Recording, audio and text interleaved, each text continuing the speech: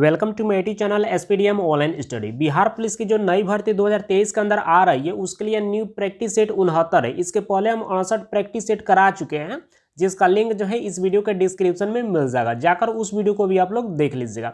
और आप लोग को बता देना चाहते हैं कि जितना भी प्रैक्टिस सेट आप लोग को कराया जा रहा है उन सारे प्रैक्टिस सेट को आप लोग डेली रिवाइज करते रहिए, क्योंकि यही प्रश्न जो आप लोग के पेपर में जो है बार बार पूछे जाते हैं। और इन सारे को यदि आप अच्छी तरह से कर लेते हैं तो आप एग्जाम को आसानी से क्रैक कर सकते हैं। तो इस बात को आप लोग को हमेशा ध्यान में रखना है। और डेली लाइव क्लास जो है 7 बजे इवनिंग में देखने को मिल जाता है, तो एक भी क्लास को आप लोग को नहीं छोड़ना है।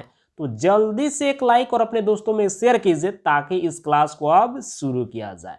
इस प्रैक्टिस सेट में आप लोग को जो है 26 से 45 तक प्रश्न कराने वाले हैं। चलिए, यहाँ पर 26 नंबर प्रश्न पूछा जा रहा है कि भारत की जनता के संदर्भ में जो है हिंदू शब्द का प्रथम बार प्रयोग जो है किसने किया था। जल्दी से कमेंट करके बताइए कि इसका सही उत्तर क्या होगा। चलिए, यहाँ पर कुछ कैंडिडेट्स इसका सही जवाब दे पा रहे हैं।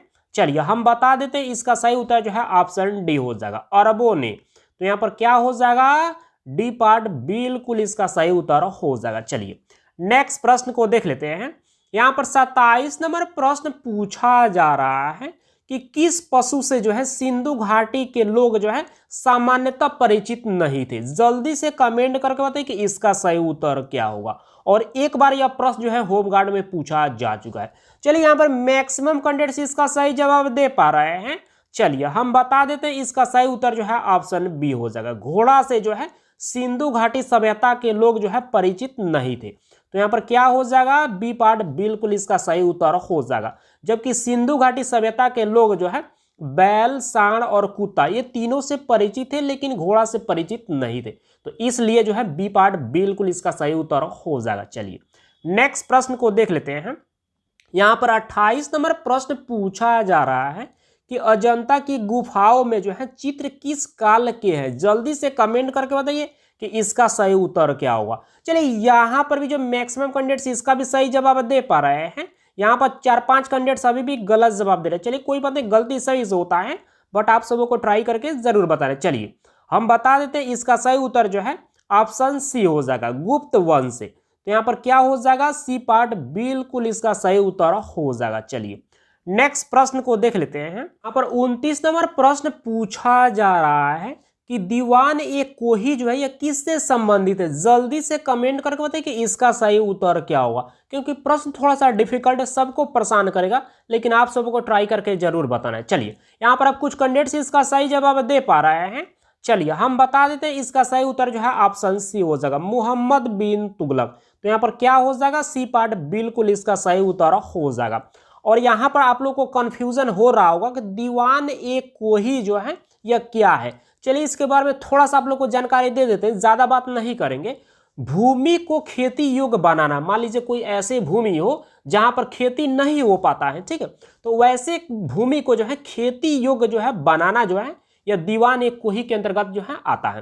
तथा माल गुजारी जो है व्यवस्था की देखभाल करना भी जो है यह दीवान ए कोही के अंतर्गत आता है। तो इस बात को आप लोग को ध्यान में रखना है। चलिए नेक्स्ट प्रश्न को देख लेते हैं। यहाँ पर 30 नंबर प्रश्न पूछा जा रहा है कि कौन सा शासक जो है गुलरुखी के उपनाम से जो है कविताएं लिखा करता था। जल्दी से कमेंट करके बताइए कि इसका सही उत्तर क्या होगा। चलिए यहाँ पर मैक्सिमम कैंडिडेट्स इसका सही जवाब दे पा रहे हैं। हमको नहीं लगता था कि जो है इतना सारे कैंडिडेट जो है इसका सही जवाब दे पाएंगे, आप लोग को मानना पड़ेगा। चलिए हम बता देते हैं, इसका सही उत्तर जो है ऑप्शन बी हो जाएगा, सिकंदर लोदी। तो यहाँ पर क्या हो जाएगा, बी पार्ट बिल्कुल इसका सही उत्तर हो जाएगा। चलिए नेक्स्ट प्रश्न को देख लेते हैं।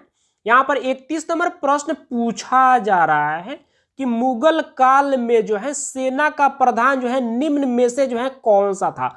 जल्दी से कमेंट करके बताइए कि इसका सही उत्तर क्या होगा। यहाँ पर 4 ऑप्शन दिया गया है, इसी 4 ऑप्शन में कि एक ऑप्शन जो है बिल्कुल सही दिया गया है, वो ऑप्शन कौन सा है जल्दी से कमेंट करके बताइए। चलिए यहाँ पर भी जो कुछ कैंडिडेट्स इसका भी सही जवाब दे पा रहे हैं। चलिए हम बता देते हैं, इसका सही उत्तर जो है ऑप्शन डी हो जाएगा, मीर बख्शी। तो यहाँ पर क्या हो जाएगा, डी पार्ट बिल्कुल इसका सही उत्तर हो जाएगा। चलिए नेक्स्ट प्रश्न को देख लेते हैं। यहाँ पर 32 नंबर प्रश्न पूछा जा रहा है कि आर्म्स एक्ट जो है निम्न में से किस वायसराय के काल में पारित हुआ? जल्दी से कमेंट करके बताइए इसका सही उत्तर क्या होगा। चलिए यहाँ पर मैक्सिमम कैंडिडेट्स इसका सही जवाब दे पा रहे हैं। चलिए हम बता देते हैं, इसका सही उत्तर जो है ऑप्शन ए हो जाएगा, लॉर्ड लिटन के। तो यहाँ पर क्या हो जाएगा, ये पार्ट बिल्कुल इसका सही उत्तर हो जाएगा। अच्छा, यहाँ पर आर्म्स एक्ट का जो है मुख्य कारण क्या था, चलिए इसके बारे में जो है थोड़ा सा जानकारी आप लोग को दे देते हैं। 1878 ईस्वी में जो है ब्रिटिश पार्लियामेंट द्वारा पारित जो है 11वें अधिनियम के अनुसार जो है किसी भी भारतीय नागरिक के लिए जो है बिना लाइसेंस के जो है शस्त्र या हथियार रखना अथवा उस हथियार का व्यापार करना जो है एक दंडनीय अपराध जो है बन गया था।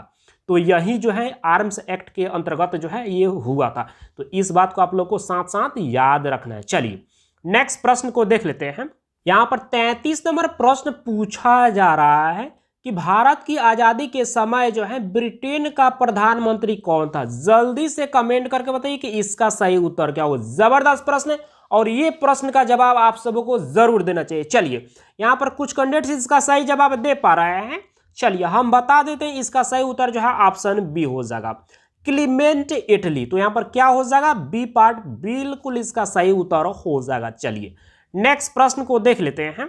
यहाँ पर 34 नंबर प्रश्न पूछा जा रहा है कि बनारस हिंदू विश्वविद्यालय के संस्थापक कौन थे? जल्दी से कमेंट करके बताइए कि इसका सही उत्तर क्या होगा। जबरदस्त प्रश्न है। चलिए यहाँ पर भी जो मैक्सिमम कैंडिडेट्स इसका भी सही जवाब दे पा रहे हैं।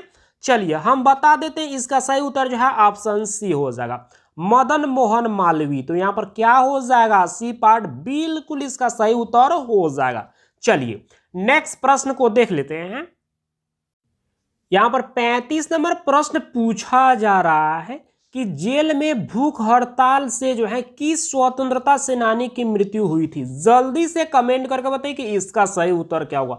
जबरदस्त प्रश्न। चलिए यहां पर भी जो है कुछ कैंडिडेट्स इसका भी सही जवाब दे पा रहे हैं। चलिए हम बता देते हैं, इसका सही उत्तर जो है ऑप्शन बी हो जाएगा, यानी कि जतीन दास। तो यहाँ पर क्या हो जाएगा, बी पार्ट बिल्कुल इसका सही उत्तर हो जाएगा। नेक्स्ट प्रश्न को देख लेते हैं। यहाँ पर 36 नंबर प्रश्न पूछा जा रहा है कि शिमला सम्मेलन का आयोजन जो है कब किया गया? जल्दी से कमेंट करके बताइए कि इसका सही उत्तर क्या होगा। चलिए यहाँ पर मैक्सिमम कैंडिडेट्स इसका भी सही जवाब दे पा रहे हैं। चलिए हम बता देते हैं, इसका सही उत्तर जो है ऑप्शन सी हो जाएगा, 1945 ईस्वी को। तो यहाँ पर क्या हो जाएगा, सी पार्ट बिल्कुल इसका सही उत्तर हो जाएगा। चलिए नेक्स्ट प्रश्न को देख लेते हैं। यहाँ पर 37 नंबर प्रश्न पूछा जा रहा है कि भारत का गवर्नर जनरल जो है ये किसका प्रतिनिधित्व करता है? जल्दी से कमेंट करके बताइए कि इसका सही उत्तर क्या होगा। जबरदस्त प्रश्न है और इस प्रश्न में जो है कैंडिडेट्स कंफ्यूज करने वाले, लेकिन जबरदस्त प्रश्न है और आप सबको ट्राई करके तो जरूर बताना है कि इसका सही उत्तर क्या हो सकता है। चलिए यहाँ पर कुछ कैंडिडेट्स अब इसका सही जवाब दे पा रहे हैं। चलिए हम बता देते हैं, इसका सही उत्तर जो है ऑप्शन ए हो जाएगा, ब्रिटिश सम्राट का। तो यहाँ पर क्या हो जाएगा, ये पार्ट बिल्कुल इसका सही उत्तर हो जाएगा। भारत का गवर्नर जनरल किसका प्रतिनिधित्व करता है? तो ब्रिटिश सम्राट का। तो यहाँ पर क्या हो जाएगा, ये पार्ट बिल्कुल इसका सही उत्तर हो जाएगा। चलिए नेक्स्ट प्रश्न को देख लेते हैं। यहाँ पर 38 नंबर प्रश्न पूछा जा रहा है कि भारत में संविधान सभा का गठन जो है यह किसकी अनुशंसा से किया गया? जल्दी से कमेंट करके बताइए कि इसका सही उत्तर क्या होगा। और ये प्रश्न एक बार ड्राइवर और एक बार फॉरेस्टर में पूछा जा चुका है। जल्दी से कमेंट करके बताइए। चलिए यहाँ पर मैक्सिमम कैंडिडेट्स इसका सही जवाब दे पा रहे हैं। चलिए हम बता देते हैं, इसका सही उत्तर जो है ऑप्शन सी हो जाएगा, कैबिनेट मिशन योजना के तहत। तो यहाँ पर क्या हो जाएगा, सी पार्ट बिल्कुल इसका सही उत्तर हो जाएगा। चलिए नेक्स्ट प्रश्न को देख लेते हैं। यहाँ पर 39 नंबर प्रश्न पूछा जा रहा है कि भारतीय संविधान के किस भाग को जो है संविधान की आत्मा कहा जाता है? जल्दी से कमेंट करके बताइए कि इसका सही उत्तर क्या होगा। जबरदस्त प्रश्न और इस प्रश्न का जवाब तो सभी को देना चाहिए, क्योंकि ये प्रश्न जो है 2 बार से भी ज्यादा कांस्टेबल में, 3 बार जो है ये फायरमैन में, 2 बार मद निषेध में, 1 बार फॉरेस्टर और फॉरेस्ट गार्ड में भी जो है यह प्रश्न पूछा जा चुका है। जल्दी से कमेंट करके बताइए। चलिए यहाँ पर मैक्सिमम कैंडिडेट्स इसका सही जवाब दे पा रहे हैं।